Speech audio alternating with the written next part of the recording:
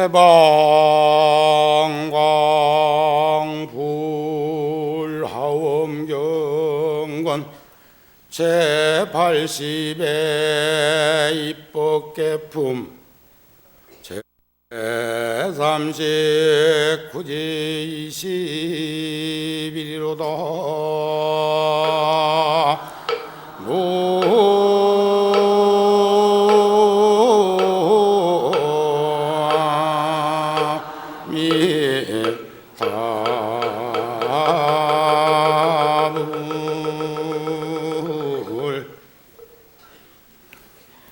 반갑습니다.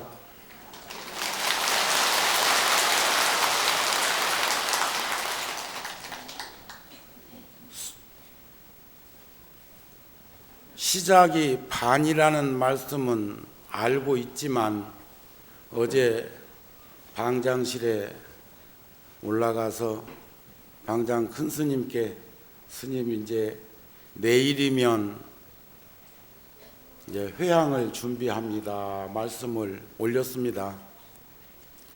이 방장 스님께서 내년도 할 거요 그러셨어요. 오늘 미리 묻습니다. 마침 어른 스님께서 와 계시니까 내년도 할 거요.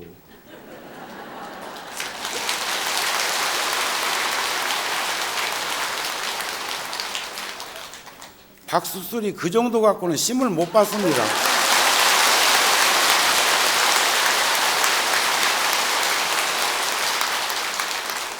한 달 화엄살림도 겨울에 쉽지 않고 대중스님 또 후원에 또 바깥 온 산중이 참 지극한 마음으로 간절한 발언을 해서 이런 법회를 하게 되었지만 또 객지에 나와서 50일 넘게 참 공동 생활을 하셨던 불자들께서도 얼마나 힘이 들고 어려움이 많으셨겠습니까? 하지만 참 산중에 어른 스님께서 그늘이 되어 주시고 울타리가 되어 주셔서 이렇게 잘 마칠 수 있게 되었다는 마음을 기쁘게 생각하고 감사하게 생각하고 내일 이제 총무원장 스님께서 오셔서 이제 회향법문을 해 주실 건데 너무너무 저의 마음은 영원히 이렇게 같이 살았으면 좋겠다는 생각이 듭니다.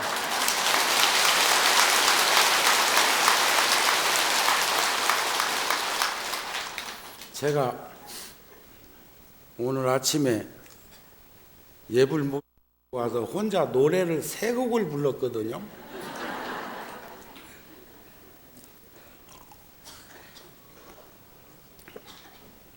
그 3곡이 다 슬픈 노래였어요.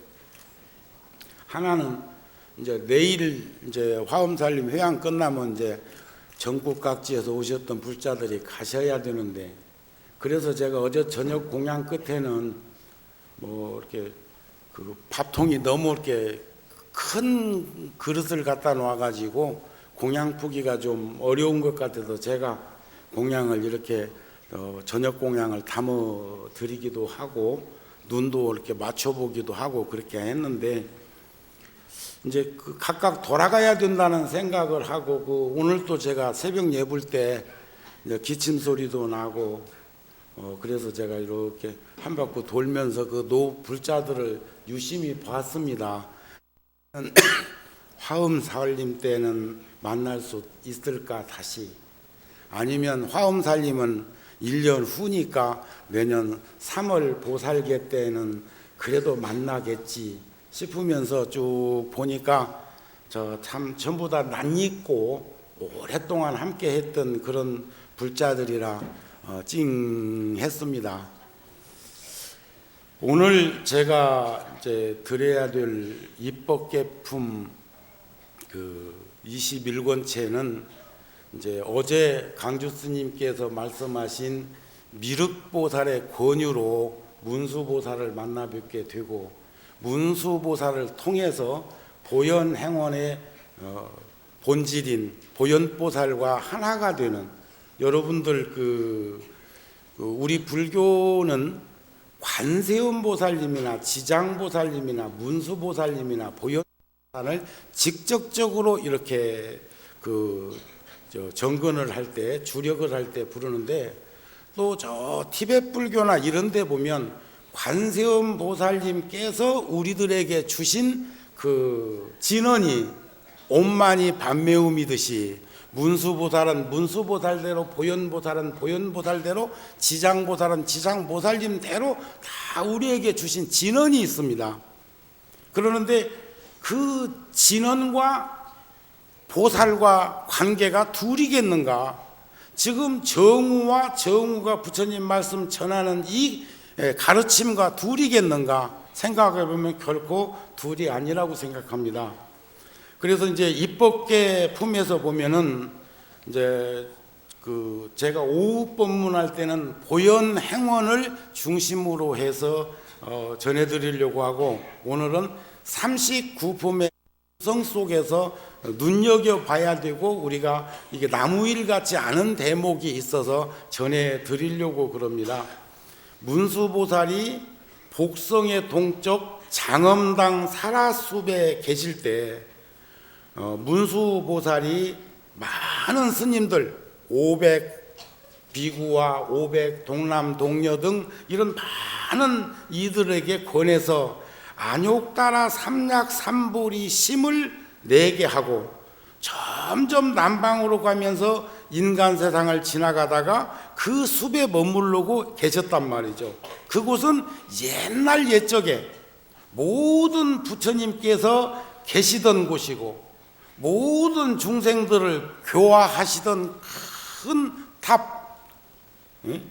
탑이 있는 곳이고, 또 서가열의 부처님께서도 과거에 보살행을 닦으시면 한량없이 버리기 어려운 것들을 버리시던 곳에 지금 문수보살이 대중들과 함께 계셨습니다.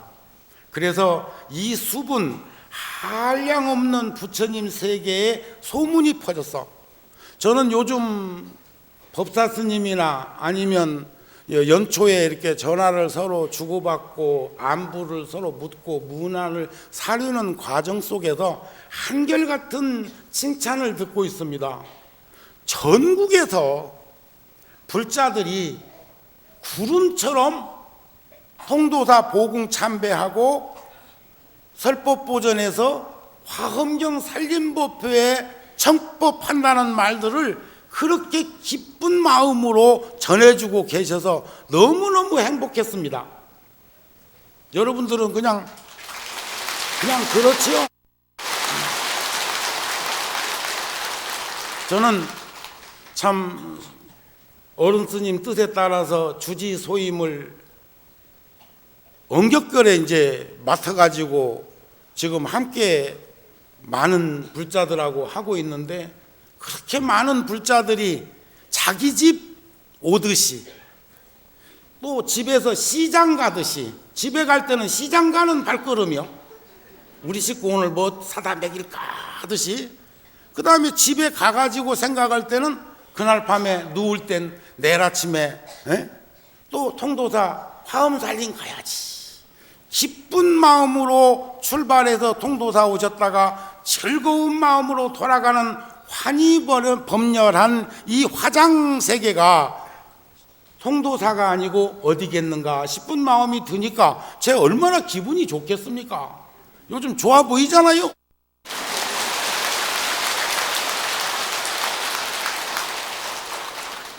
그러니까 문수보살이 계신 그 사라숲에도 막 소문이 세상에 온 시방법계에 두루 퍼져가지고 거기에서는 막 언제나 하늘, 용, 야차, 건달바, 아수라, 가루라, 긴나라, 마우라가 인비인 등 사람 아닌 두 발 가지니 네 발 가지니 여러 발 가지니 발 없느니 생각 있느니 생각 없느니 생각 있는 이도 아니요 생각 없는 이도 아닌 이들이 막 밀려오는데 그니들은 막 헤아릴 수가 없고, 거기에 막 세상에 세주 묘원품에 보면 막 세상 낱낱 세상의 왕들이 그냥 앞장서 가지고 전부 왔잖아요. 미국 지구상에서도 미국 대통령 취임식을 때 보니까 막 세계 각국의 원수들이 무지하게 가더만. 그런데 하물며 부처님이 계신 그 도량에 문수보현이 말이여 설법주가 돼가지고 거기 계시는 그 도량에 오는 그걸 한번 떠올려 보자는 거죠. 거기에 500 동남 동녀와 함께 선제동자도 있었는데 거기에는 뭐 선자 돌림이 많습니다. 뭐 선제, 선행, 선계, 뭐 선이, 선용맹, 선예, 선각 막 수없어. 그 중에 선제동자의 내력을 문수보살이 살펴보니까 이 동자가 과거에 여러 부처님께 인행시로부터 공양하며 선근을 많이 심었고 믿고 이해하는 마음이 커서 여러 선지식을 친히 가까이 하였으며 몸과 말과 뜻으로 짓는 모든 일들이 허물이 없고 보살의 도를 깨끗이 하며 온갖 지혜를 구하며 부처님의 법의 그릇을 이루었고 마음이 청정하기가 허공과 같고. 저는 오늘 우리 율주 스님도 와 계신데 그 능엄경에 나오는 대목하고 이 화엄경에 나오는 대목하고 상반돼 갖고 언제 한번 물어야지 싶었는데, 능엄경에 보면은 맑고 깨끗한 마음이 어둡고 침침한 허공과 만나서 부딪히고 요동치고 흔들리다가 바람이 생기고 풍륜작용이 생기고, 거기에서 이제 마찰력에 의해서 불기운이 생기고, 거기에서 녹은 건 물기운이 되고, 또 굳은 것은 땅기운이 되었는데, 그런데 화엄경에 와서 보니까 땅의 성분이 물을 의지하지 않고 존재할 수가 없다는 말씀이 나오거든요. 또 그런가 하면 물의 성분은 따뜻한 불의 성분을 의지하지 않고는 존재할 수가 없고, 불의 성분은 바람의 성분을 의지하지 않고는 견딜 수가 없고, 그런데 그것만 함유되어 있는 것이 아니라 땅의 성품 가운데에는 물과 불과 바람이 함께하고 있고, 각각 그 지수화풍 4대 속에는 각각 그 풍대나 수대나 화대가 지대가 함께하고 있는 것을 보는데, 여기에서는 어둡고 침침한 저 허공이 화엄경에서는 깨끗하기가 청정하기가 저 허공과 같으며 보리의 도에 효양해서 장애가 없음을 문수보다는 선제를 보면서 알게 되었다, 그런 말이야. 그때 문수 사리보살이 선제를 관찰하고 위로하고 격려하고 찬탄하고 칭찬하면서 모든 부처님들이 하셨던 가르침을 설시해서 보입니다. 그리고 문수 사리 동자가 되어서 선제동자와 대중들을 위해서 이런 법을 말하고자 하면서 은근하게 권하면서 거기 있는 대중들을 기쁘게 하고 그를 기쁘게 하고 안욕따라 삼약 삼보리심을 내게 했어요. 우리 산문에 보면 들어올 때 나갈 때 써놓은 게 있죠. 염염 보리심이면 처처가 안락국이라고. 그리고 과거에 심은 선근을 기억하게. 저는 참 제가 저희 노모님이 84살이신데 헤어진 지는 40년이 넘었지만, 출가한 지가 제가 40년이 넘었으니까, 근데 요즘 저도 나이를 먹는지 자꾸 과거를 떠올리고 남은 미래를 생각해 봅니다.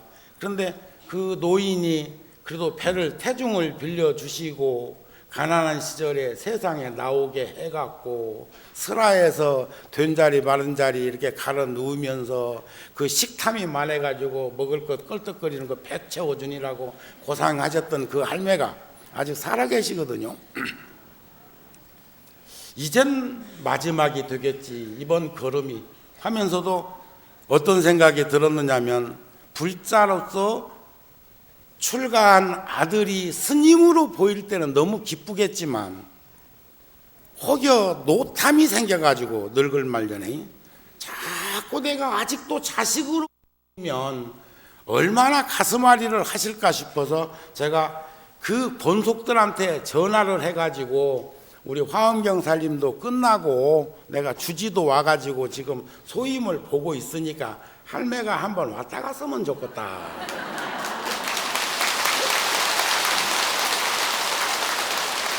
오늘 오셨거든요. 그 노인에게 박수 한번 보내드리세요.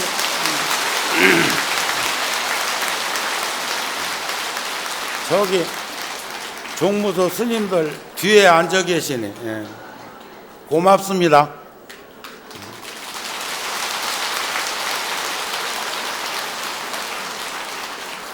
그런데 실질적으로 저는 이렇게 저를 관해보면 전생에 스님은 스님인 것 확실한데, 요쪽 스님이 아니고 저 적박가탕 땅 히말라야 쪽, 티베트 쪽 스님이었던 생각이 자꾸 든단 말이죠. 근데 여기서도 문수보살이 안욕따라 삼약 삼불이심을 선제동자에게 내게 하고, 또 과거에 살아온 모습을 기억하게 하는데 본래 착한 선근이 기억나게 하고 지혜가 있음을 드러내게 하는 그런 것을 주었다는 거예요. 그게 유실력이요, 그게 가필력이요. 아마 우리 저 노부살님도 오늘 와서 그 박수 받은 것을 에너지로 사용을 잘 쓰면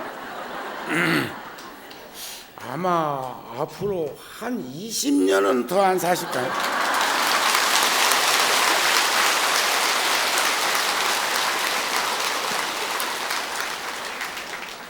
그러면서 문수보살이 선제에게, 선제라 선남자여, 그대는 안욕따라 삼약 삼불이심을 내었고, 또 선지식을 가까이 해서 보살의 행을 물으며 보살도를 닦으려 한다.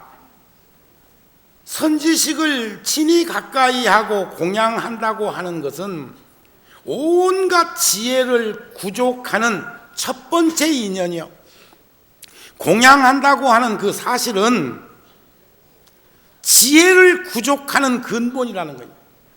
지혜가 없는 이는요 절대 복을 지을 수가 없습니다. 여기서 복이라고 하는 것의 그 관계를 우리는 봐야 합니다. 그러므로 선제여, 이 일에 보살도를 실천하고 행하고자 하는 안욕따라 삼약삼불이를 구하고자 하는 보리심을 불태전으로 힘없이 나아갈 수 있도록 하는데 고달픈 생각을 내지 마시오, 이런 거예요. 고달픈 생각. 전 늘 저 스스로도 그런 생각을 다짐을 하고 묻습니다.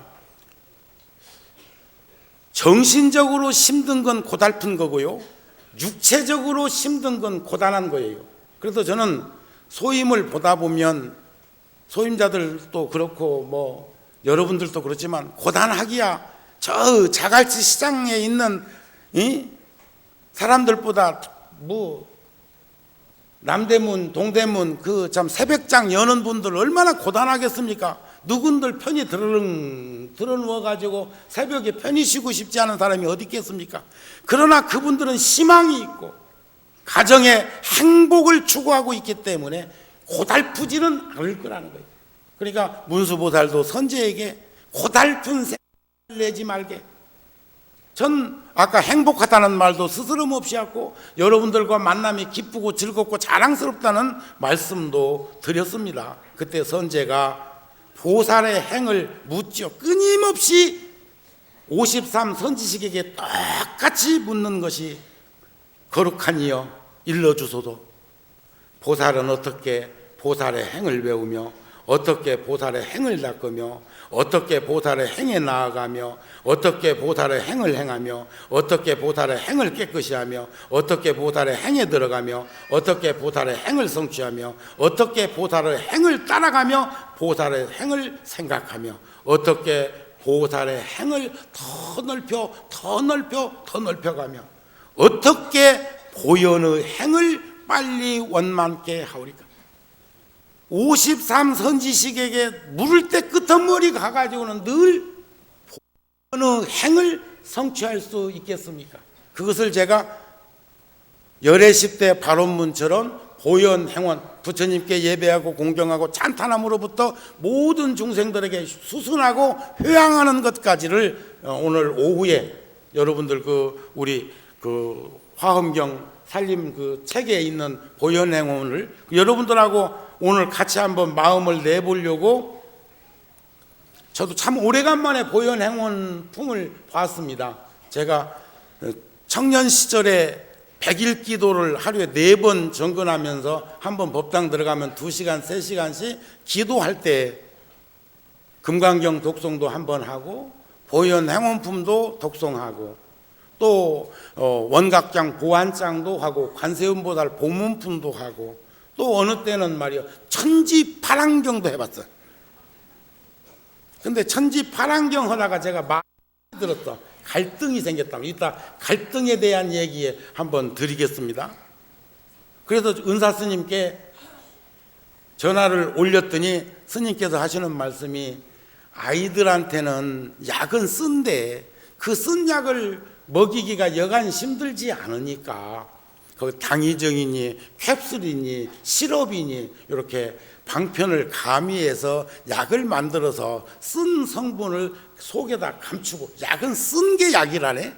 그렇게 해서 천지파랑경 같은 경우는 근기가 열악한 사람들에게 전해주기 위해서 흔들리지 않게 하기 위해서 바른 길로 나아갈 수 있도록 하기 위해서 살아간 것이니까 너무 그렇게 마음에 갈등을 하지 않았으면 좋겠다는 제가 치료를 받았습니다.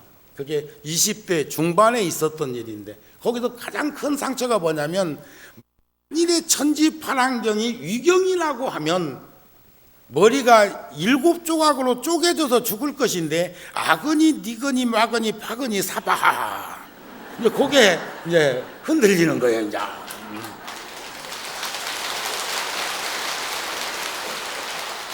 그런데 근기가 연약하고 수준이 낮은 이들은 그런 말을 해줘야 꼼짝 않고 이제 한다는 거지. 우리가 11면 관세음보살님도 보면 앞에는 어머니 얼굴인데 뒤에는 말이요 귀신 얼굴하고 있잖아요. 예? 그러니까 혼내주려고 그것을 응용해 보면 큰 문제는 없을 것입니다. 그래서 이제 안욕따라 삼약 삼불이심을 내고 보살행을 하는 사람은 어떤 중생들도 보리심을 내는 것은 참 어렵대요. 아니올 것 같은데 어렵대요. 또 마음을 내서 보살의 행을 구하는 것은 더 어렵대요.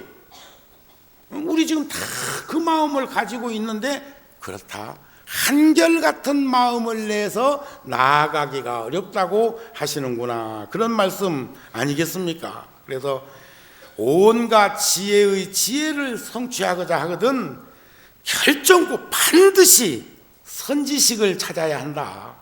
선지식을 찾는 일에 고달프고 게으른 생각을 내지 말며 선지식을 보고는 싫어하는 마음을 내지 말고 선지식의 가르치는 말씀은 그대로 순종하고 선지식의 교묘한 방편에 허물을 보지 말라. 여기서 남쪽으로 가면 저는 과거에 말이죠 서쪽으로 가면 극락세계에 있다 해가지고 참 시간 없는데 할 말이 많아. 제가 양산 포교당에서 한 1년 산 적이 있었는데 법당이 인법당이에요. 인법당 가운데는 법당이고 양쪽에 방이 있어. 그리고 주지도 방 하나를 쓰고 부전도 하나를 쓰는데 후원이 어느 쪽에 있냐면 동쪽에 있더라고요. 동쪽에서 이렇게 상을 차려서 제사를 지낸다든지 제를 지낸다든지 법당에 뭘 올리는 데는 동쪽변에 영단을 차려놓으면 거리가 그래도 뭐 한 몇 미터라도 짧아지니까 쉽지 않겠어요. 근데 제가 그 임법당을 뜯어가지고 통째로 법당을 만들면서 서쪽에 있던 그 영단을 동쪽에다가 이제 모셔놨단 말이에요. 하도 오래, 한 30년 전 일이라 가물가물하네. 그러니까 이제 이 산자들은 동네가 좀 뻗습니다. 부산, 울산, 양산, 마산, 논산. 양산도 거기 들어가.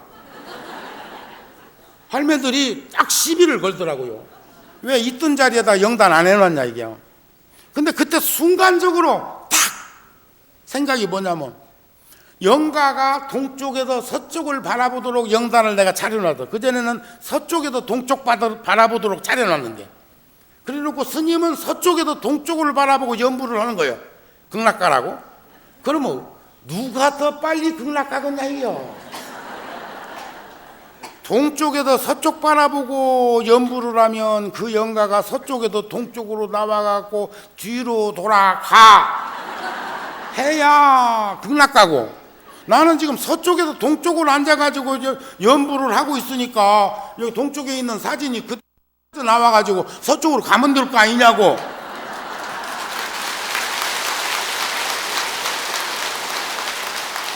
그래가지고 제가 그때 고비를 넘었습니다. 그런데 제가 참 오래간만에 근 30년 전에 그 기도할 때 이렇게 보고 20년 전에 기도할 때 봤던, 그러면서 하도 팔만대장경이 장광설이니까 그 뒷부분을 이제 다 까마득히 잃어버리고 있어가지고, 죄를 지낼 때는 큰 죄는 금강경 해드리면 아상, 인상, 중생상, 수자상을 여여가지고 이 불국정토에 말이여 수려망생할 수 있고, 또 조금 또 뭐하면 아미타경을 관무량수경을 무량수경을 이렇게 독송해드리면 영가들이 잘 알아듣고, 또 무상계라도 해드리면 마음을 빨리 정리할 거라고 하는 생각만 가졌지, 보현 행원을 들려드리면 극락은 몰랐단 말이야. 그런데 제가 오늘 오후 법문을 준비하면서 보현 행원을 쭉 이렇게 독송을 하다 보니까 극락한대야.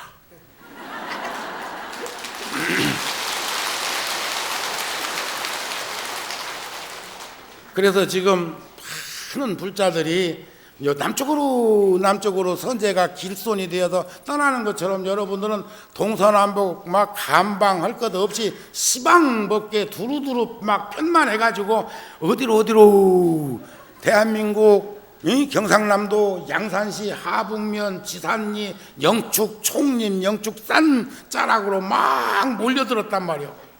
그 산 중에 한 스님이 있으니 화엄경에서는 덕운비구라 하더라. 여기는 누굴까?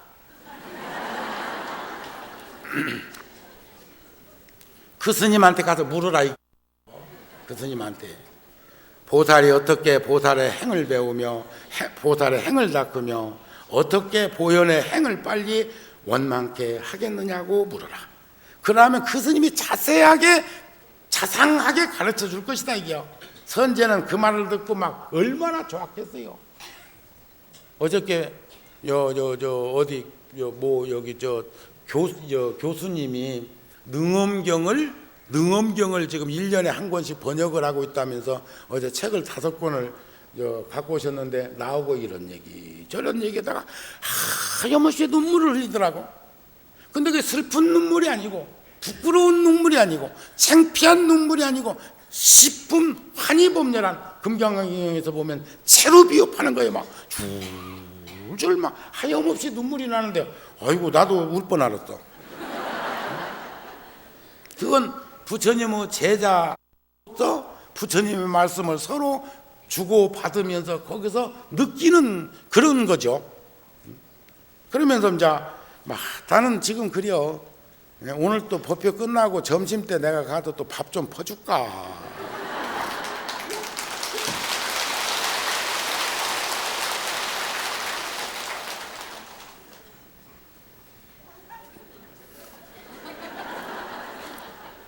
그런데 실컷 돌아 한 일주일 만에야 만나게 되는 거죠. 그래가지고 이제 얘기를 합니다. 거룩한 이여, 저는 안욕따라 삼약 삼보리심, 염염 보리심을 가지고 있습니다. 그러니 어떻게 보살의 행을 배우고 행을 닦으며 어떻게 보현의 행원을 원만케 하는지 그걸 모르겠습니다. 마음은 냈는데, 발심은 했는데, 신심은 하고 있는데, 원력도 있는데, 선의 심도 있는데 어떻게 하오리까? 거룩한 이여, 스님께서는 잘 가르쳐 주신다고 하던데 원합니다. 자비하신 마음으로 설해 주소서, 말씀해 주소서. 어찌하오면 보살이 안욕따라 삼약삼보리를 성취할 수 있겠습니까? 선제요. 그러면서 끝까지 이야기를 하는데, 해운 비구를 찾아가면 이제 또 가르쳐 줄 거라고 하기 전에 염불에 대한 것을 얘기를 합니다. 자유자재한 마음에 머무르는 염물분이 있으니 자기 마음의 좋아함을 따라서 모든 부처님이 형상을 나타내는 줄을 아는 연고라. 저는요, 요즘 예불 할 때도 지심 규명에 할 때 그 엎드려 있는 그 시간이 너무 행복해, 너무 편해. 그 지심규명을 끝까지 하고 있었으면 좋겠어. 일어나지 말고. 또 그런가 하면 이렇게 정건할 적에 한없이 하고 싶을 때도 있고. 그러는데 내가 자기 마음속에서 좋아함을 일으킴에 따라서 모든 부처님이 형상을 나타내 주시는 줄을 알아라. 이걸 현대적으로는 관념을 통해서 형상을 그려낼 수 있다, 이런 얘기도 하는데, 자기의 업에 머무르는 연물분이니 우리들이 쌓은 업에 따라 영상이 나타나서 깨닫게 하는 줄을 알았으면 한다. 내가 어떻게 저 그 행을 능히 알며 말할 수 있겠는가? 그대는 이쪽으로 가면 선지식이 계시니 보살이 어떻게 보살의 행을 배우며 보살의 도를 닦는가 하는 걸 물어라. 광대무변한 선건의 뿌리를 일으키는 인연을 분별해서 그 분께서는 말씀해 줄 것이다. 이런, 그게 계속 중첩해서 반복되는 겁니다. 그러면서 문수보살이 십신인을 드러내고, 덕운비구로부터 자행동력까지가 이제 10주를 드러내고, 또 선견비구로부터 변행의도가 10행을 드러내고, 또 육항장자로부터 안주신까지가 10회양을 드러내고, 바산바연 주야신으로부터 성녀군역까지가 10지를 드러내고, 42번째 마야부인, 또 천주광녀, 변호동자, 지중해동자, 현승우바이, 견고장자, 묘월장자, 무승군장자, 최적정 바라문자, 덕생종자, 유덕녀. 그래가지고 이제 어저께 강주스님이 미륵보살을 만나는 것까지 전해주고, 미륵보살이 이제 문수보살을 만나게 했는데, 이걸 드라마적으로 얘기하면 문수가 500 동남 동력 가운데에서 선제의 내력을 이렇게 보고, 그리고 이제 그렇게 길손이 되어서 떠나게 한 거 아닙니까? 저도 내 쪼대로는 아직까지 아상, 인상, 중생상, 수자상이 뭐 아직도 소멸되었겠습니까? 이놈 뭐 타던 불이 꺼져야 끓던 물이 잠잠할 건데. 그런데 제가 1976년도에 25살 먹었을 때 어른 스님들께서 관음제 법문을 공식적으로 하게 한 다음에, 그러면 나는 법문만 하라겠으니까 준비해가지고 좋다고 겁도 없이 법상에 털렁 앉아가지고 법문을 하려고 올라가서 보니까 오늘 방장 스님, 율주 스님 계신 것처럼 쭉 의관에 계신 거예요. 오늘 제가 어른이 계시기 때문에 저한테 청법을 여러분 대신해 가지고 지금 소임자 스님이 나와서 하는 거 싹 말려놓고 내가 살짝 올라왔잖아요. 어저께 강주 스님도 그랬잖아요. 오전에 방장 스님 계시니까. 그랬는데 월안노 스님, 벽안노 스님, 우성노 스님, 일암노 스님 다 살아 계실 텐데 어른들이 의관에 오셔가지고 차경심심이 할 때 같이 오늘 방장 스님처럼 이러시. 내가 여기 앉아갖고 어쩌겠어. 그때 깨달은 게 있어요. 저는 이번에 53일간 특별한 일 없으면 법당에 와서 함께 기도하고 축원하고 청법할 때 저도 마이크를 대고 청법계를 할 때 기쁘고 즐거운 마음으로 했습니다.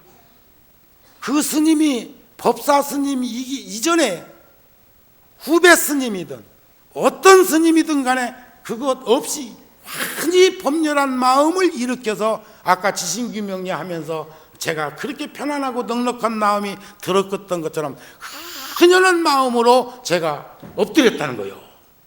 저는 이번 화엄경 살림에서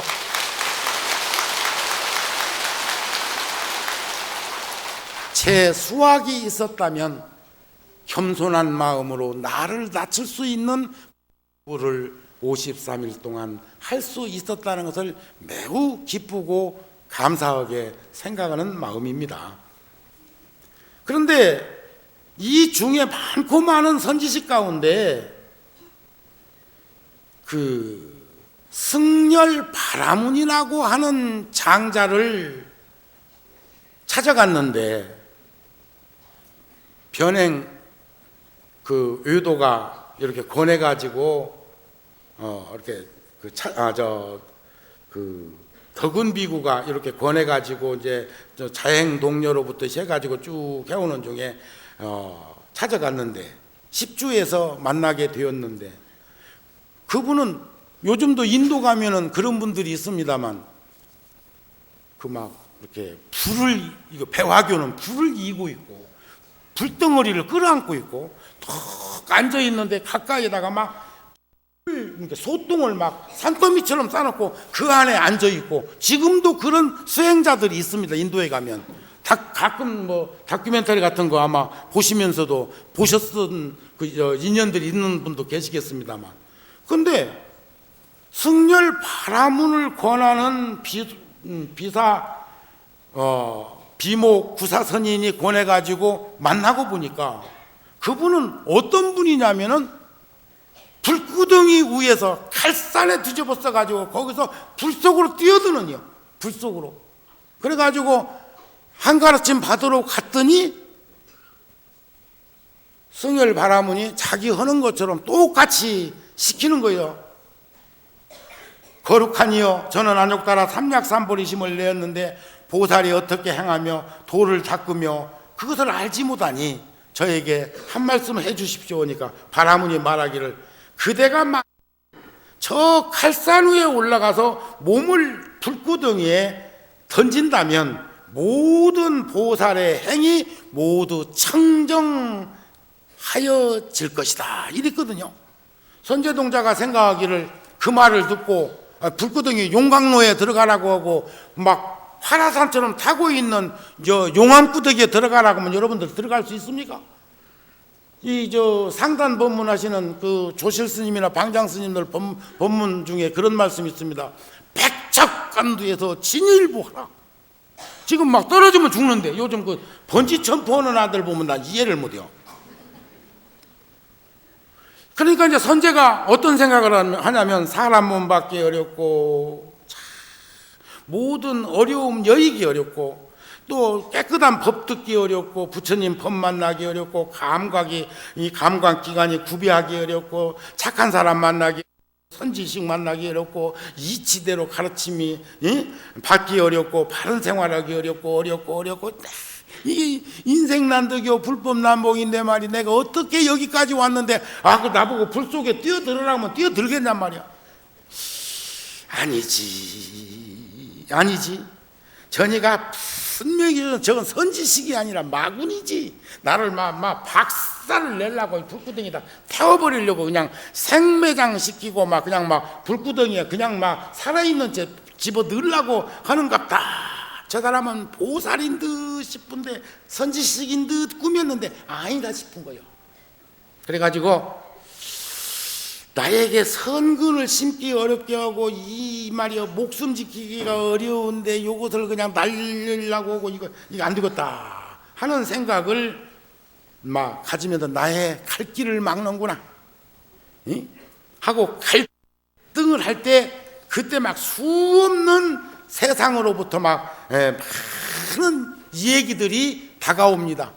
그 다가오는 그 과정들을 보면 말이에요 얼마나 많은 이들이 막 자재천왕, 화락천왕, 도돌타화천왕, 또 막 그 권속덕 33천 용왕, 야차왕, 건달바, 아수라, 가누라, 긴나라, 막 욕계, 새계, 무새계 할 것 없이 막 온 세상의 왕들과 권속들이 그런 생각하지 마라 이게. 예? 그분은 이런 삼매를 얻어서 그런 것이지. 지금 우리 말이죠. 아수라가, 아귀가, 축생이, 지옥 중생이, 우리 아귀 다툼한다고 그러는데 아귀들이 맑고 깨끗한 물을 먹어야 사는데 그놈 볼 눈에는 그게 불로 보이는 거예요. 그러니까 그 물속에 가서 입을 댈 수가 없어. 또 불화방은 말이야. 우리가 분명히 볼 때는 저게 불인데 그러면 꽃으로 보는 거예요. 꽃인 줄 알고 뛰어들었다 타 죽는 놈도 있고 맑고 깨끗한 물인데도 불인 줄 알고 접근 못하는 놈도 있고 그러니까 고통과 괴로움이 얼마나 많겠냐 이게요. 그때다 선제가 참여를 합니다. 거룩한 이시여 선지식에게 착하지 못한 마음을 내었습니다. 저가 거룩한 이여 저의 참여를 받아주소서. 보살이 누구든지 선지식의 가르침을 순종하면 모든 의심과 두려움이 없어지고 편안하게 될 것인데 마음이 흐트러지지 않을 것인데 선제여 마땅히 알라. 이런 사람들은 광대한 이익을 얻으리니 보리수 아래에 앉아서 유의없는 깨달음을 이루리. 선제여 저 칼산에 올라가서 불거등에 몸을 던지라. 결국은 용서해 주는 줄 알았더니 결국 얘기의 총착력은 칼산에 올라가 가지고 그 불더미 속에다 뛰어들으라는 거예요. 뭔 말인가 아시겠습니까? 그런데 선제가 참여를 하고 자기 생각이 그릇됐다는 그 생각으로 이제 거기에 이제 뛰어드니까 여러분들 설산동자 얘기 아시죠? 에? 재행이 무상하야 시생멸법이라 생멸멸이하면 정멸유락이라는 그 말씀을 가지고 구성했던 내용이 우리 어렸을 때는 교과서에도 나왔는데 하도 여러분들은 배운 게 많아갖고 잃어버렸을 거예요. 그러니까 설산동자가 설산에서 수행정진을 서가모니 부처님이 과거 인행시에 공부하고 있는데 체행이 무상하야 시생멸법이라 여기까지 차 바람결에 잉잉잉 하면서 들려온 거예요. 그래가지고 찾아보니까 뜨거운 살아있는 동물이나 사람의 피를 먹고 사는 나찰이 시 웃고 있단 말이에요. 그럴 거 아니에요. 싱싱한 설산동자를 만났더니 기분이 얼마나 좋겠어.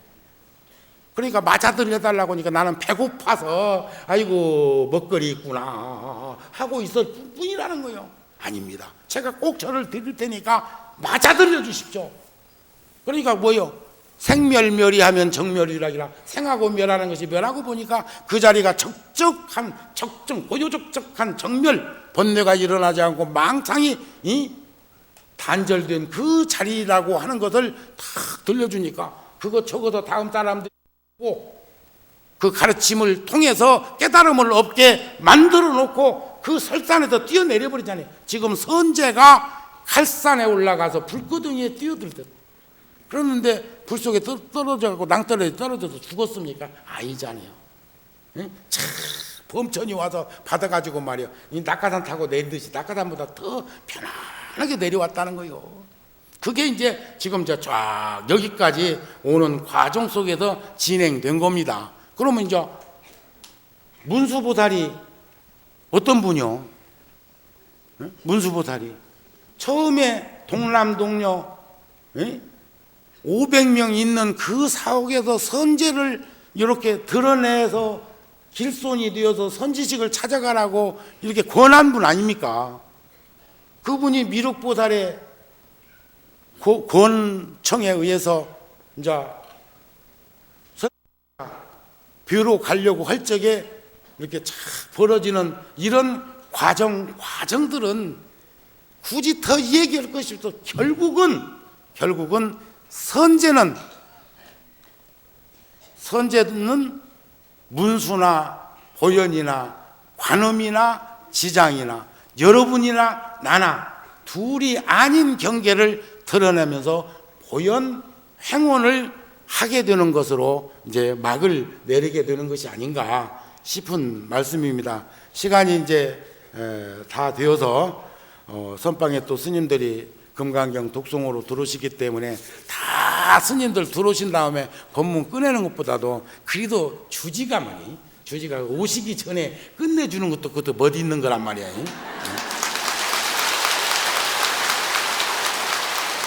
결국 바른 믿음으로 일상적인 삶을 살다가 불교에 입문하려는 초발심자들은 첫 마음을 내었거든 그 순간부터 바른 믿음을 가지고 사는 참다운 불자, 게으름이라는 그런 허물을 들이우지 않는 그러한 삶, 우리 늘 말하죠. 토끼 오고 거북이 오고 어디 가기로 했는데 도착해 보니까 그 느림보 거북이가 먼저 와 있다는 사실을 인정하고 동의하고 공감하는 백성은 대한민국 사람밖에 없어.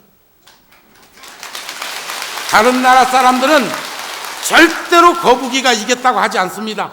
토끼가 이겼다고 하지. 그렇지요. 그런데 결론은 거북이가 이겼어. 왜냐하면 진지했다는 거지.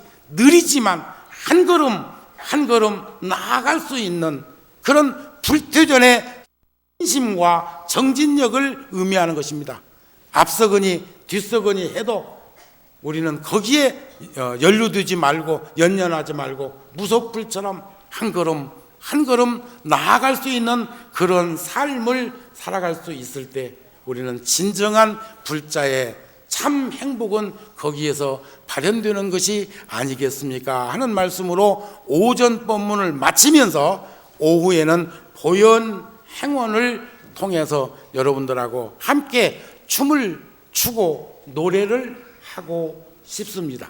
오늘 오후 법문에는 보현 행원을 다 가지고 오셨으면 합니다. 그리고 53일 동안 아무 일 없이 이런 큰 그 화엄법석이 이루어질 수 있도록 그렇게 늘 기둥이 되어주시고 울타리가 되어주시고 그늘이 되어주셨던 방장 스님께 감사를 전합니다. 스님 고맙습니다.